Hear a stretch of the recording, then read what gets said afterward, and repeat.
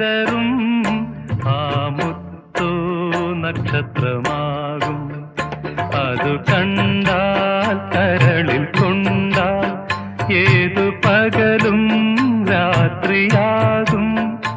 ആ നക്ഷത്രരത്നങ്ങൾ വാരി അണിഞ്ഞാലാകാശമാകും. അവൾ ചിരിച്ചാൽ മുത്തു ചിതറും